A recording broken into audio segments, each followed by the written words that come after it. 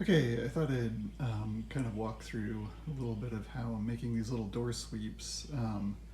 There's two that go on either side of the window. One that kind of sort of connects to this frame that screws into the inside of the door, and then there's one that actually connects to the outside of the door, like the actual door frame. I've got this one sort of taped in here because I'm trying to get it to bend straight a little bit after I put it in there. So basically the one that is connected to the actual door uses these little clips. There seem to be sort of a thing that at least GM did. The clips, I don't know, they kind of look like that. I don't know. They're pretty easy to use. This one, however, is connected with staples. I don't know if you can see them. Let's see. Like, this is one of the staples, and it kind of like, underneath. I don't know. You can't really see it. Anyways, it's just a staple, so it like connects on the bottom. The way I've been doing this is just like taking a little screwdriver and prying the staple out. Kind of like prying the little ends of the staple out, and then like pulling it out with a pair of pliers to get this off, and then using this as a guide to basically once I've bent the new shape, the new piece, using this piece as a guide to sort of drill holes into the new piece so that I can put new staples in. So I'm gonna maybe, I don't know, I'm gonna see if I can do like a little time lapse of me working on that, because all these car repair videos have to have a time lapse. So I'll do that.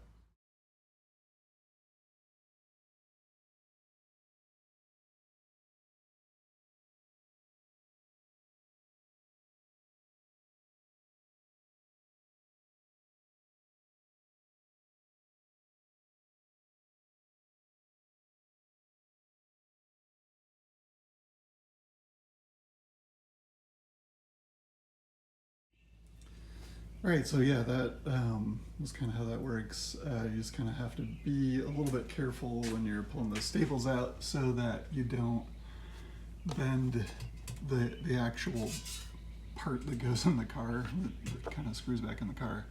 The next step here is to take the new stuff, window sweep material, and sort of bend a new shape out of it that matches this.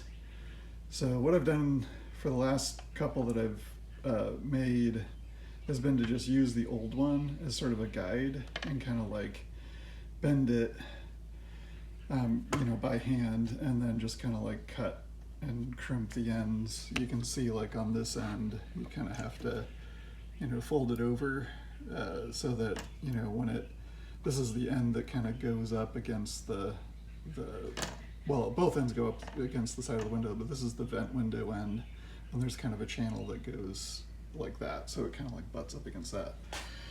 Anyways, I guess maybe I'll do another little time lapse of me bending this thing, because that is always fun. All right.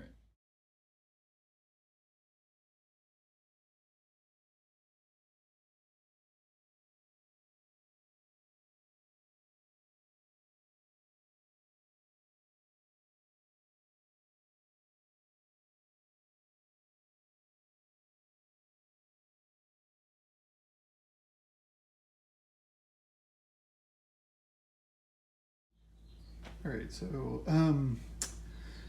yeah, I went ahead and bent that. I don't know. It's just sort of a matter of I don't know, trial and error, kind of working through it. Um, I You might have noticed I put these gloves on. These little ends here are pretty sharp, and it kind of helps you get a grip on the metal in the right way, and not kink it. That's sort of like the thing you're really working against there if you're trying to bend it. Word to the wise though, these things will make your hands smell like nothing you've ever smelt before. It's horrible. especially if you're wearing them in 80+ degree weather for a few days. So, but you know, I guess we all make sacrifices. All right. I think the next step here is to attach this to the actual piece that hooks into the car door. So I'll be drilling some holes in there to fit the staples in. Yeah, so maybe I'll make another time lapse of that. Yeah, so I thought I was making a time lapse. I guess I was making a slow-mo, and you know, my phone is old enough to where I can't actually convert that to anything useful, so whatever. The point is, I was able to get these staples in here. The basic steps that I use anyways, is you have to bore out the little holes that the staples actually go into a little bit in order to use these staples that came with the kit from Fusick. You also need to sort of like bend these slightly inward and like kind of make the gap in the staple like a tiny bit smaller, just a tiny bit. And then what I do is I stick the staple up through the holes and then press this thing down on top of it, and you kind of like line it up on here and then press this thing down on top of it, flip it over, drill the holes through, and then stick the staple through and like check it out, make sure it lines up, and then kind of move on to the next one, do the same thing, making sure that you put this one in first and then you put that one in, and then you kind of like go down the line to do all the staples. And it gets more and more annoying, you know, as you get more and more staples, because they, you know, they're fiddly, right? So you kind of have to mess around with them a little bit to get them to fit. Sometimes you got to bend the spines, or I don't know what they're called, the points of the staple back and forth to get them to go down to the holes, blah, blah, blah, stuff like that.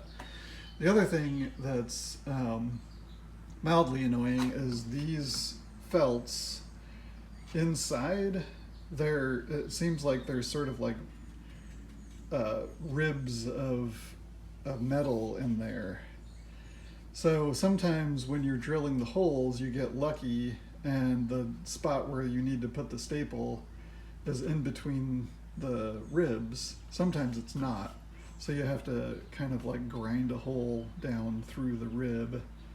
And if you don't, and you figure, oh, it'll be close enough, it's not close enough, because these things need to line up pretty precisely. At any rate, that's probably one of the more annoying things about replacing these felts. So yeah, I'll get on to the next bit here in a minute.